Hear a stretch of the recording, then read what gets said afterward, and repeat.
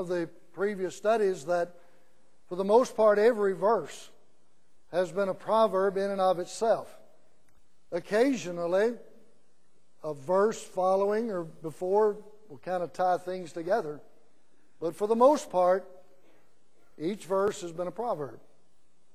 Beginning in chapter 23, that's going to change. You'll have 2 or 3 or 4 verses sometimes that relate to the same thing, continuous thought, development of a thought, explanation of a thought, whatever the case might be. So that's going to be one major difference that we're going to see in this regard. And it actually begins with the first 3 verses of chapter 23, in which the writer says, "When thou sittest to eat with a ruler, consider diligently what is before thee, and put a knife to thy throat, if thou be a man given to appetite. Be not desirous of his dainties, for they are deceitful meat." What one phrase in those 3 verses probably just jumped out at you when I read through it? Cut your throat. Take a knife to your throat. Is that what the writer is literally calling upon mankind to do?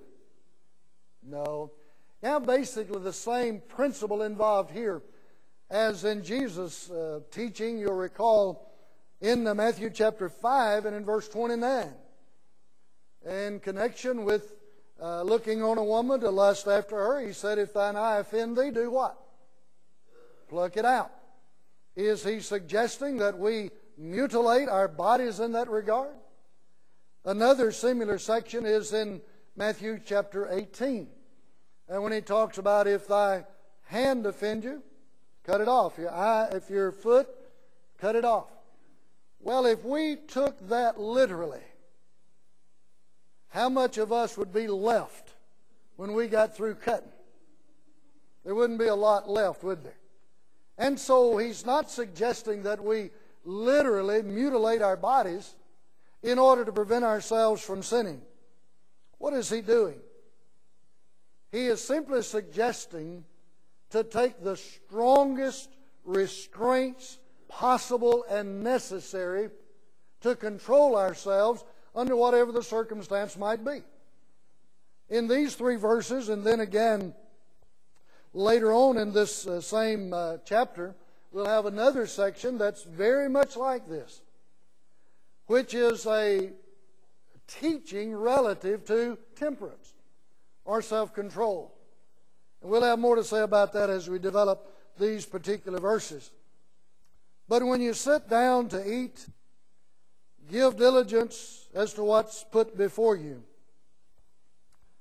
In that idea is that if you're sitting before a ruler, and it would seem in this context probably a person of low estate, or maybe even what we might call middle class at best, what kind of foods are going to be placed before you if you're sitting at the table of a ruler? The best. The best. And as was customary at that time, as it is pretty much customary now. What are you probably going to have to drink? Southern sweet tea? Probably not. You're going to have wine or some other beverage of that sort, which, if you partake of enough of it, what's going to happen to you? You're going to begin to lose control, lose that temperance, and you'll begin to have unusual behavior. Maybe even your speech will become unruly. You'll maybe even begin to reveal secrets about yourself. And that's really what is involved in this context and the one that we'll look at a little bit further on in this text. And the idea is that when you are sitting under those circumstances, realize that the ruler is not doing this in your honor, but he's doing it with an ulterior motive. For whatever reason, he has you there to gain something that he desires, that he can get from you once you have become so out of control, if you please, under that circumstance.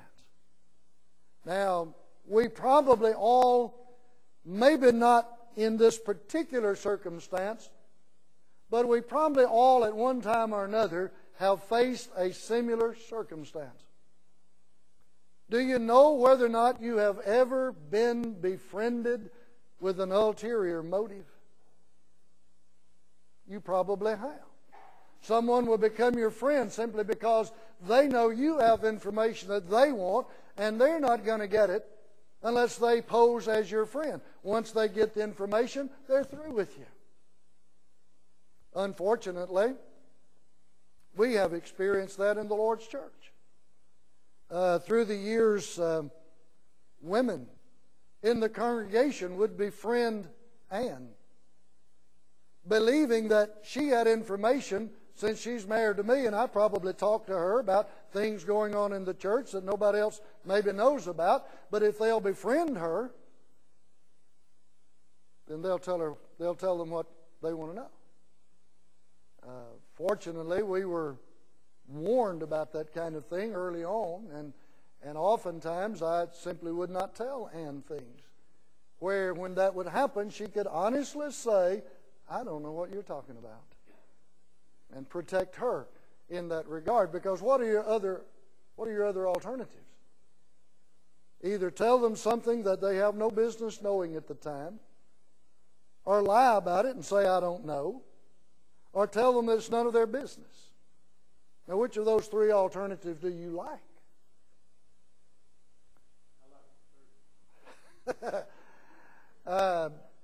But that's not good PR, is it? So if she didn't know, then that was, to me, that was the best alternative we had under those circumstances.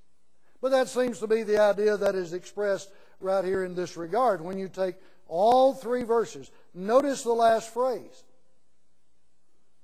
What you have before you is what? Deceitful. It's deceitful. It's there with that ulterior motive in mind. So be careful how you partake under those particular circumstances. And so it would even indicate in that regard that here is an attempted case of bribery. If we can feed you sufficiently, if we can get you a little bit out of control with these dainties, then we can get the information that we desire in that regard. So basically what he's doing here is warning us that even these kinds of circumstances do exist. So again, he's not suggesting that we literally slit our throat in that regard, but take restraint to the strongest possible measure so as not to be taken in by that kind of thing. There's that ulterior motive. Then the next section seems to be limited to verses 4 and 5, in which he says, labor not to be rich. Cease from thine own wisdom. Wilt thou set thine eyes upon that which is not? For riches certainly make themselves wings, and fly away as an eagle toward heaven. The idea of laboring here, the original word suggests that we make that our life's ambition. In John chapter 6 and verse 27, Jesus used a similar expression in that regard when he said, labor not for meat that perisheth. So what is the indication here to us? Where should our focus be? Now, if you look at the latter part of these two verses, riches take wings and fly away. What does that say? They're here today and they're gone tomorrow. How easily can riches be taken from us in that regard? There's so many ways.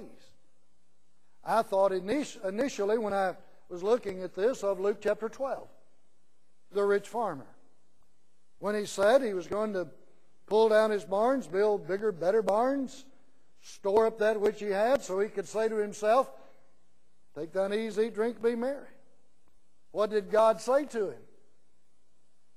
Thou fool, this night thy soul shall be required of thee, then who shall those things be?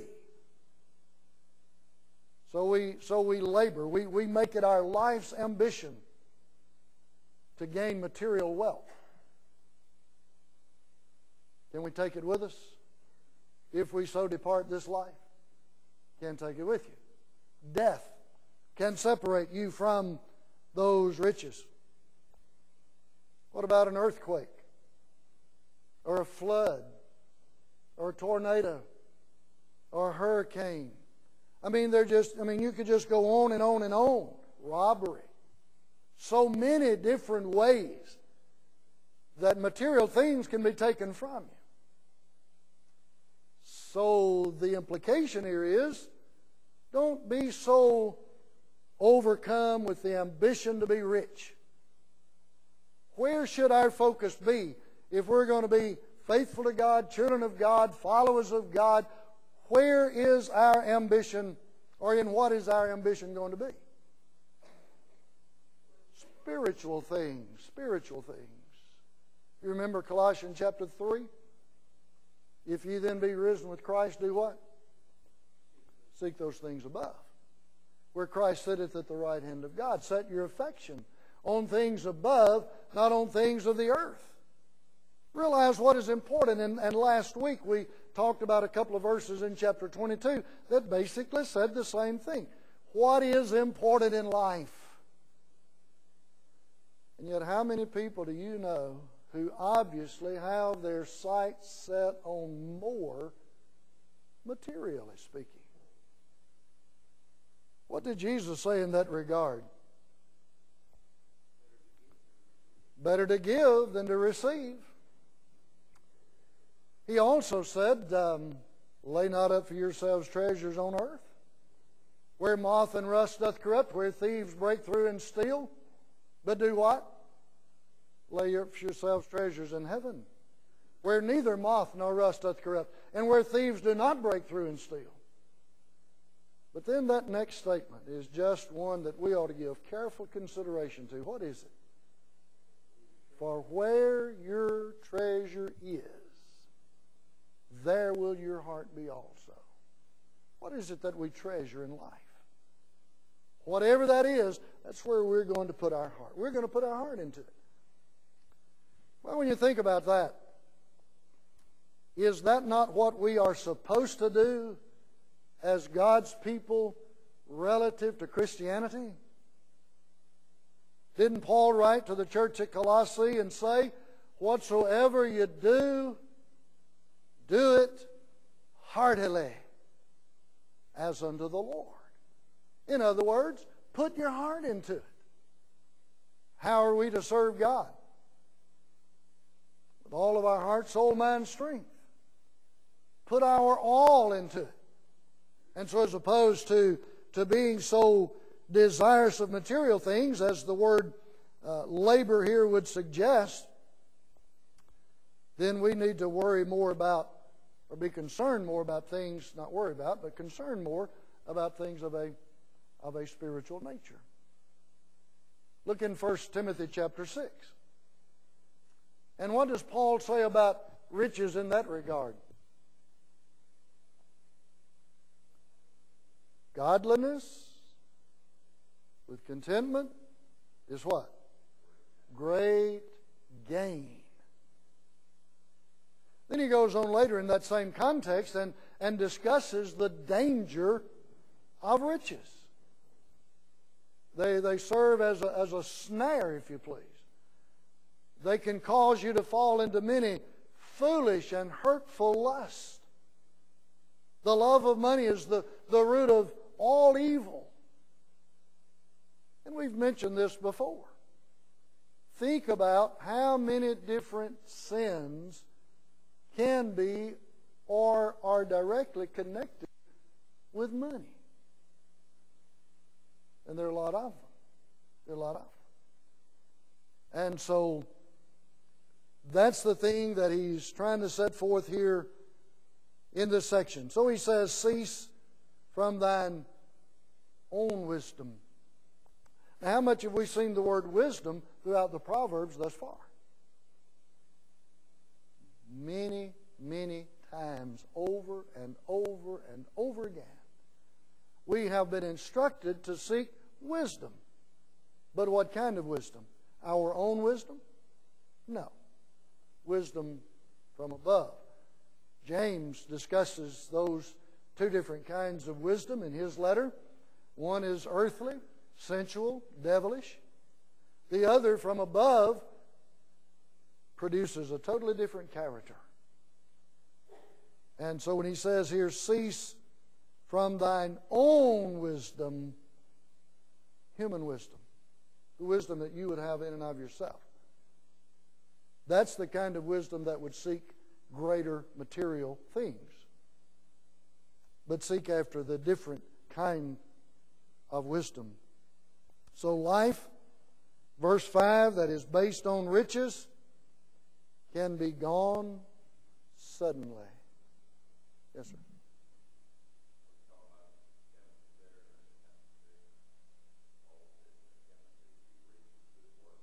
Mm-hmm. Yeah. And in that same context, after he had talked about the dangers of material things, he followed that up by telling us what to seek after. And so there's your contrast of the things even within that particular context. All right, in verses 6, 7, and 8, you have another section. Verses which continue the same thought. Eat thou not the bread of him that hath an evil eye, neither desire thou his dainty meats. For as he thinketh in his heart, so is he. Eat and drink, saith he to thee, but his heart is not with thee. The morsel which thou hast eaten shalt thou vomit up, and lose thy sweet words. Again, this is very similar to the first three verses. How often have you heard Proverbs chapter 23 and verse 7, the first part of it quoted? You've heard it all of your life.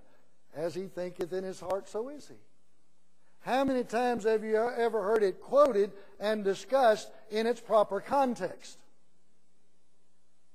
Probably never. Probably never. Now, the principle, as he thinketh in his heart, the principle in general is a good principle. But that's not the context in which this statement is made. What is the context? You're dealing with someone who is deceitful. Again, who's prepared this meal for you. Is he interested in you? No. His heart is not with thee. So as he thinketh in his heart, so is he, is a reference to an evil person who intends evil against you. That's his nature. That's what he's all about. That's the real context of as he thinketh in his heart, so is he. That's his very nature. That's what, really the idea of thinking in his heart here is a phrase that we might say, here is an individual who is calculating to do evil. Go back to Proverbs chapter 6 just a minute. You remember those 6 things, yea, 7, that God hates? One of the things that God hates is a heart that deviseth what? Wicked imaginations or plans. Yeah. So what kind of a picture do you get from that? Here's an individual who's just sitting around thinking of evil things to do to somebody. And it might be you. In this case, that's the warning. Don't let that be you. Be careful about people like that.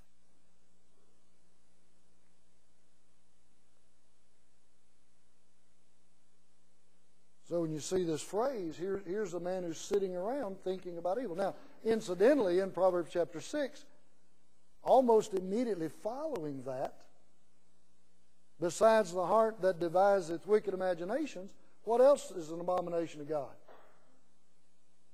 Feet that be swift in running to mischief. So you picture a man who's sitting around just thinking about evil things to do, and now he's in his heart, he's devised his plan. And what does he do? Out the door, takes off to implement the plan upon which he's decided. Here's that man in action right here. That's the real context of Proverbs 20 and verse 7. As he thinketh in his... That's what he's all about. That's his heart. That's his nature. Whatever his heart is, that's what he's going to do.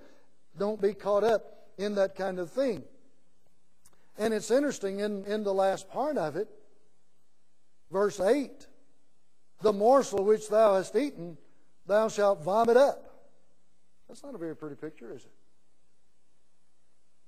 What word might you come up with to express your feeling toward vomiting? Huh? Disgust. And I think that's the implication of this verse. Not that you're... Of course, if you... And it was interesting that in some cases the commentaries taking a very, in my opinion, a very simple approach to this context, saying if you eat enough of these rich foods that the ruler is going to set before you, what's going to happen? You're going to get sick. You're going to throw up. That's not what he's dealing with here. In this particular case, once you have eaten, once you have filled yourself with the drink of the ruler, once you begin to loosen up a little bit and talk about things you don't want to talk about under different circumstances, you reveal secrets about yourself, and then you realize what you've done, what's going to be your feeling? You're going to be disgusted with yourself. You're going to be disgusted with yourself. And those sweet words that you offered back there, you're going to lose them. You're going to wish you'd never said them. Have you ever known anybody who, under the influence, would just rattle on and on and on and on and on about things that they really should not be sharing with anybody? If you've ever been around anybody that drinks very much, you've probably experienced that. They'll talk about things that they would never talk about under normal circumstances. Here's a man who is deliberately trying to get you to talk. And the warning of the Proverbs is, don't be caught up under that kind of circumstance. Be careful. Understand that that can happen to you. Adam?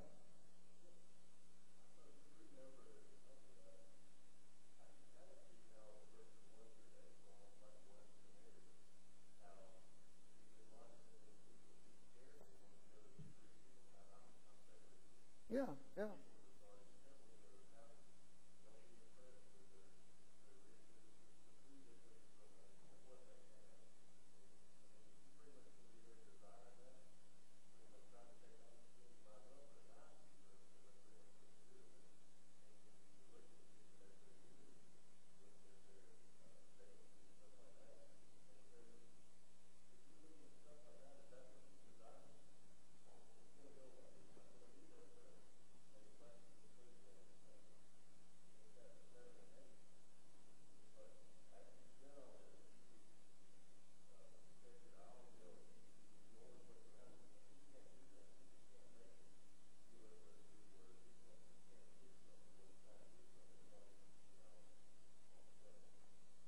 And certainly that's true.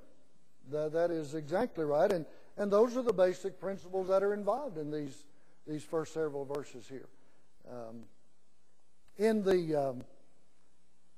I'm not going to get into all the technical stuff as far as the Proverbs at this point, but it's generally broken down into the sections as I'm breaking it down. But exactly what you're saying is the truth. If you're there sitting at it, you see it, next thing you know, you become, and we've studied 2 or 3 Proverbs about being envious of those kinds of things. And if we're around it enough, we like what we see, we like what we taste. Next thing you know, think about Psalm chapter 1. Blessed is the man that does what? walketh not in the counsel of the ungodly, nor standeth in the way of sinners, nor sitteth in the seat of the scornful. I believe there's a progression in those statements. You get in their presence. You walk that way. Next thing you know, you're going to stop and look at it. Next thing you know, you're going to sit down with it. There's a progression involved there. And so what you're saying is exactly on here, in that if you're around that kind of thing, what's going to be the case? You're going to be envious of it, desirous of it, seeking it for yourself. Hey, this is a pretty good life. I believe I'll try this. And the warning is, don't be deceived by that kind of thing. But again, who is the man providing this for you? Somebody that doesn't have you at heart. Somebody who's using you, trying to get something from you that you probably don't want or wouldn't want to give under normal circumstances. And so if you're deceived by that, then you come to your senses, you're going to be pretty much disgusted by what's happened to you. So don't let yourself get in that situation. Verse 9 stands alone. Speak not in the ears of a fool, for he will despise the wisdom of thy words. I think a good commentary on this in the words of our Lord would be in Matthew chapter 7 and verse 6. Give not that which is holy unto the dogs, neither cast your pearls before swine. You're wasting your time. How much is a fool interested in what you have to say? If you're trying to advise, correct, admonish, exhort, how much is he interested in what you have to say? He is not. And so don't waste your time is basically what he's saying. He has no interest in what you have to say. And we've seen that individual repeatedly through the Proverbs up to this point. Verse 10 is very similar to what we looked at in the closing part of chapter 22. Remove not the old landmark, and enter not into the fields of the fatherless, for their Redeemer is mighty, he shall plead their cause with thee. So here are a couple of verses that, again, go together. What's the idea of removing the landmark? We talked about that last week. The landmarks generally in that day and time were nothing more than maybe a series of stones, and it would be easy to go out and move them over and to claim part of somebody else's property for your own. There's several warnings in the Old Testament to that regard. But he adds to that in verse 10, which he doesn't get into in verse 28 of chapter 22, and enter not into the fields of the fatherless.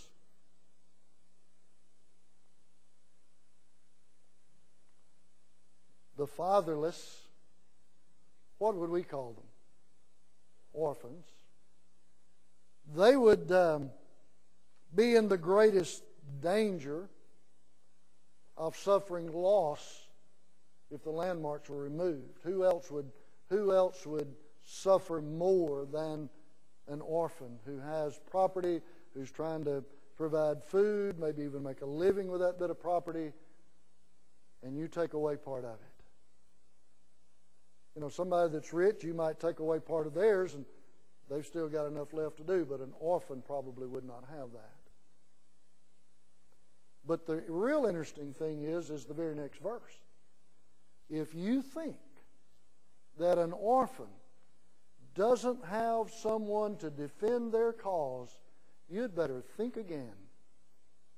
Who's going to defend their cause? The mighty one. The mighty one. He's the one to whom you will ultimately answer. And so don't get the idea. He will plead their case. He will try. He will convict. He will condemn those who mistreat the fatherless. He will take care of those people. What does James 1:27 say about the widows and orphans? The fatherless? Visit pure and undefiled religion is this. What is it? Visit the fatherless and widows in their affliction. Keep himself unspotted from the world. So there's the command for us to periodically drop in and say hi to a widow or an orphan, right? No. It's a little deeper than that. The word visit there suggests to consider them. And you're basically going to have to visit them, but you visit them with a motive. And what is that motive? See what their needs are, and to the best of your ability, meet those needs. That's how you treat widows and orphans. You don't remove their landmarks. You don't try to take from them. You don't try to take advantage of them. I don't know how many cases, it happens almost on a regular basis, where you hear of women in general who will go by a garage, repair shop, whatever. Supposedly women know nothing about vehicles, although that's not always the case, is it? But they'll go by a repair shop. What happens? The owner's like, oh, this is a woman. She knows nothing about this. I can tell her anything I want to tell her. She'll believe it, and I can take advantage of her and make me some good money here. I don't know how many times I've heard of that happening through the years. Here's the same principle. You take advantage of people, and there is one who will ultimately plead their case for them. He'll take care of that matter. We don't want that. We don't want to have to deal with him on that basis, do we? Because when we get God on our case, then we have serious problems in that regard. Verse 12, apply thine heart to instruction, thine ears to the words of knowledge. We've seen that all the way through the Proverbs. Verses 13, 14, another section on the need for discipline. Withhold not correction from the child, for if thou beatest him with the rod, he shall not die. Thou shalt beat him with the rod, and shall deliver his soul from hell. How many times have you heard that? If you beat a child with a rod, it's not going to kill him. Is that what that verse is really saying? No. Take the verses together. What is the death involved here? Spiritual death. Spiritual death. You discipline him. You provide correction for him. And when you do that, look at the latter part of verse 14. When you do that, you'll deliver his soul from hell. You'll prevent spiritual death. Now, in some cases, as we have already noted in some of the Proverbs, one who lives a wicked life can subject himself to circumstances that could bring about a premature death. And so not only could you prolong his days here on this earth, but you can prevent his ultimate spiritual death, eternal separation, when this life is over. And that's the real teaching, and that's the real principle behind the correction, the discipline, the instruction here. What is our goal? What is our aim in all of that? To save our children. To save our children. That's the instruction. So he's not talking here about, if you take up a rod and beat your child within an inch of his life, it's not going to kill him. No, that's what you'll often hear. But that's not what the verse is teaching. That's not what it's all about. It's about trying to save his soul from spiritual death. My son, if thine heart be wise, my heart shall rejoice, even mine. Yea, my reins shall rejoice when thy lips speak upright things. Here again is a father's ambition for his son and the joy that comes to that father when his son lives an upright life. And again, that's a principle that we've seen more than once throughout the Proverbs. Verses 17 through 21 is a section that's very interesting. Verse 17, let not thine heart envy sinners. And this kind of goes back to what Adam brought up a while ago about if you're around rich folks, you begin to be envious of what they have and begin to seek that for yourself. But what you have in verse 17 and verse 18 is a contrast. You're not going to be envious of sinners. But where are your thoughts going to be? In the fear of the Lord all day long. See the contrast? Rather than focusing on the life of the sinners and their prosperity and their dainties and all of that, that's not where you're going to focus. You're going to focus on the fear of the Lord all day. Why? Verse 18. For surely there is an end, and thine expectation shall not be cut off. What is the end? Huh? Heaven. Literally there you can put the word reward. For surely there is a reward. And your expectations of that reward are not going to be cut off. What did Peter say about your reward that is in heaven? It is reserved in heaven. It's not going to be cut off. It's there. And so don't be so concerned about the wicked and their prosperity and their living it up in this life, because those riches are going to fly away. They can lose them in a heartbeat. But what you have as a child of God who focuses on the fear of the Lord all day, there's a reward. And you're not going to lose that. So he says, Hear thou, my son, and be wise, and guide thine heart in the way. Be not among winebibbers, among riotous eaters of flesh. For the drunkard and the glutton shall come to poverty, and drowsiness shall clothe a man with rags. So here he's really speaking against three things in this context: drunkenness, gluttony, and slothfulness. All three are discussed in this section. Now, you can think back of a number of the proverbs that we've talked about that have to do with drinking or drunkenness, and we've talked about that.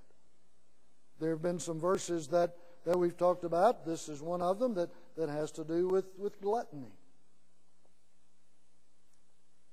and slothfulness. You go back to chapter 20 and verse 1, and we talked about some things in that regard. A verse that we have used repeatedly through the years: buy the truth and sell it not. Can the truth be bought? Is that really what he's saying here? No, he's talking about something of value. We have the truth freely given to us of God. We have it in what we call the Bible, the inspired Word of God, the Scriptures. We have the truth. We have access to the truth. But the idea here is that here is something so precious that you were willing to put out something for it. Don't be so careless as to turn around and let it go. Don't sell it. We need to hold on to the truth, not let it get away from us, but it can. You remember in the Hebrew letter, the word spoken by angels was steadfast. Every transgression and disobedience received a just recompense of reward. How shall we escape if we neglect so great salvation, which at the first began to be spoken by the Lord and confirmed to us by them that heard it? We should not neglect the Word of God. We should not neglect our salvation. But hold on to that truth that provides salvation for us in that regard. Verses 15 and 16, the father of the righteous shall greatly rejoice. Here's basically the same thing that we looked at up in verses 15 and 16. Reason to rejoice of the parents of children who remain faithful in service to God.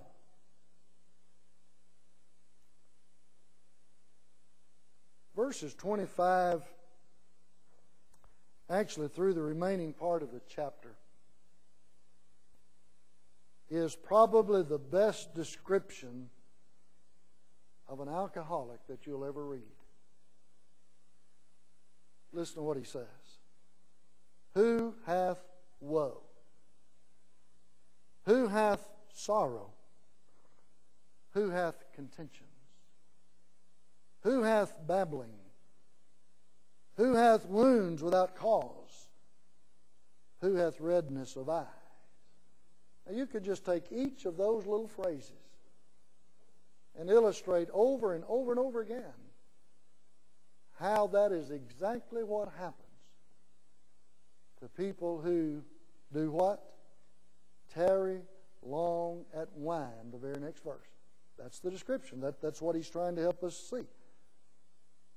Look not thou upon the wine when it is red, when it giveth his color in the cup, when it moveth itself aright. At the last it biteth like a serpent, and stingeth like an adder.